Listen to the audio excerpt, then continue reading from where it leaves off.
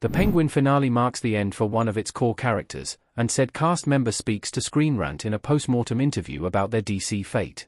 As Matt Reeves gets closer to getting The Batman Part 2 underway, the Penguin TV show has helped flesh out his Elseworld-style franchise through the perspective of Colin Farrell's titular character. After a long season of exploring the iconic DC baddie, the Penguin finale has officially wrapped its run on HBO. The Penguin finale saw Ounce Cobb's rise of power to a whole new level, causing him to become even more dangerous than when the world saw him in The Batman. However, the HBO series did not let viewers forget that Cobb is an iconic DC Comics villain, and the Penguin's breakout character Victor Aguilar sadly did not survive the events of the finale. Towards the final stretch of the Penguin episode 8, Ounce makes the decision to kill Victor, wanting to cut off anything or anyone that could make him vulnerable. Ahead of the Penguin finale, Screen Rant sat down with Feliz for an exclusive interview to go into the depths of the 8th and final episode of the HBO drama. Feliz reflected on his time as part of the Penguin cast and shared his reaction to Victor's death and Oz's hand in it.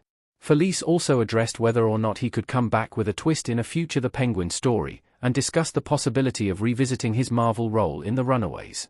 Rhenzy Feliz breaks down the Penguin Season 1 finale. Rhenzy Feliz: "No, I knew from the beginning, before I even showed up in New York to shoot, and I had a meeting in LA, and she laid out the entire arc for Victor. We knew what we were setting out to accomplish, or to do from the very jump. I think it made it easier, for sure, but we were always working towards that big finale, that kind of big moment for the audience, and you grow all this time as an audience getting to know Victor and understanding him, and getting to know him in the lens with Ounce and how they interact together, and then sort of see that be the demise of it all is.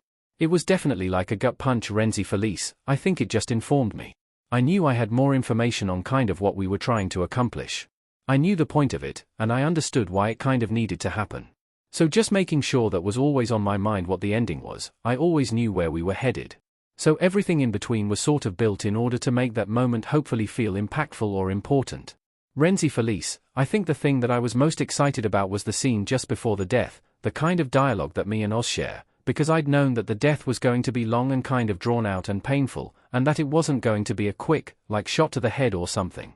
I knew it was going to be pretty gruesome. So I was hoping that the scene right before would be a really strong contrast to not be this super dark, angry, long, drawn-out death scene.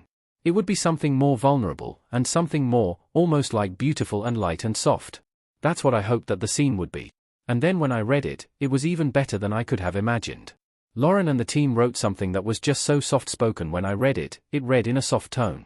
Me and Colin knew about it, we kind of circled that day on the calendars, in a way, he and I would talk about it as it was coming up. Like, are you ready?